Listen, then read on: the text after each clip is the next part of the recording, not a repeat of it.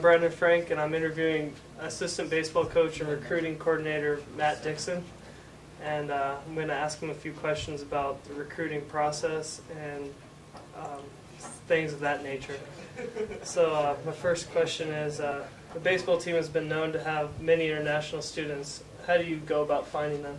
Well, I was born in Atlanta, but my mother's Canadian, and I grew up half my life in Canada. And Canadian baseball is more internationally based than it is nationally based. So they're usually trying to compete, not just nationally, but they compete against other nations. So being involved with coaching up there and with Team Alberta up there, I got to not only play other teams from other countries, but I also got to work with other coaches from other countries. And it really set us up for myself to be able to learn more about the other cultures and more about the other places in the world and what they have for baseball products, as well as, you know, U.S. players. All right.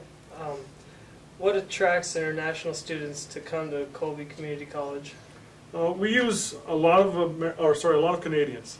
The Canadian school system is a very good school system, but it's not prone to directing athletes in sports at the collegiate level, especially baseball. Baseball in Canada, there are some schools of baseball, but their seasons are shorter, and the players don't have the opportunity to play the same kind of schools because they're based on another.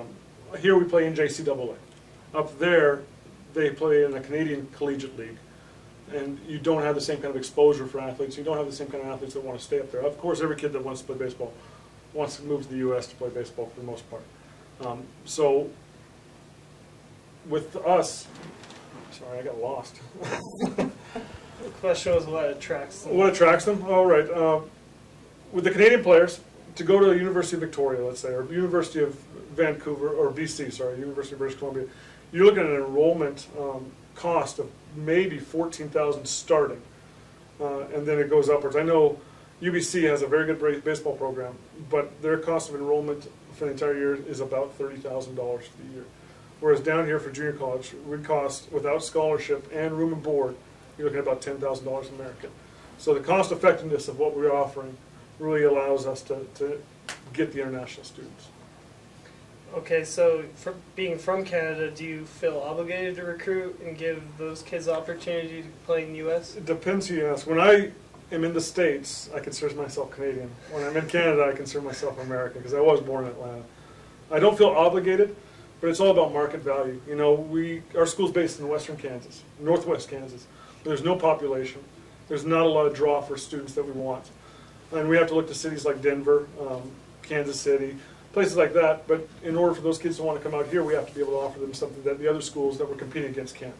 And facilities-wise and town size-wise, those kind of things, we just can't compete with them. You know, if I want the best player out of Denver, I have to be able to offer them something more than what Colby can just offer.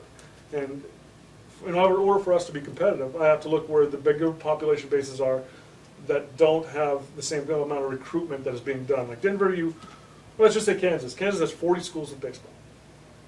If I want to get a kid out of Kansas City into northwest Kansas, he has to go through 40 other schools that would be recruiting him in order to come here. So it only makes sense, market value-wise, for us to take the kid that isn't being seen by as many players. And, you know, Kansas City is, what, 1.5 million people? Denver is 2 million plus the outside stuff. I can go to Calgary or Edmonton where I have roots. And Calgary's the size of Denver. Edmonton's over 1 million people. I can go out to Vancouver and there's, you know, 5 million people in the surrounding areas, and those players aren't being seen by the same amount of schools. So it just comes down to market value. I mean, obviously my roots are there, so I have an in with those kind of things. But you know, for us to be competitive, for us to make a name for a program, I have to get the best players available, and it just makes more sense to go places where the kids aren't getting seen as much. Well, say you go to Canada, what other places has recruiting brought you to? We've had in the past kids from Spain, kids from Holland. We have 2 kids from Guam on the team this year. We've got kids from Japan. I've been, not as a work travel, but I've gone to Europe quite a bit as a young adult. And I do have friends playing baseball over there and scouts who are affiliated with teams over there that inform me about players. International scholarships to us are like gold. Like I said, with us having to rely on outside population to bring in good players, it makes sense for us to go to Canada. Those international scholarships are, those are the players that we expect to play right away. Those are the players that we expect to, come in and be able to help us win right away. And so I do go to those places. Haven't gone to all of them, but I do have ties in all the places. When I take a Canadian player, I'm expecting to have seen him play.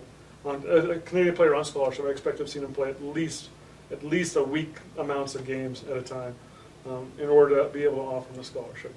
I very rarely take an international scholarship without seeing a player. All right.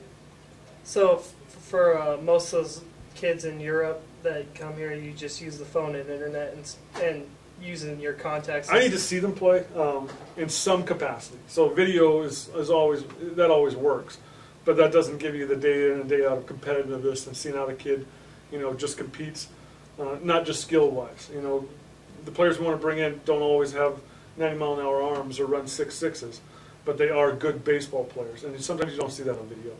And so with the international guys from Europe, I usually have to go through not only a video, but at least one or two cross-references with guys that I know over there in order for us to bring them in. All right, and when you're trying to bring one of these kids in, does it require a lot more effort than it does for a U.S. citizen? The good thing about Colby is we've always had a lot of international students that come here. And so the administration really knows how to get the paperwork done when they need to. I help out as much as I can with the paperwork, but I don't know everything. And I know these people know a lot more than I do. So it does take a lot more effort just with I-20s.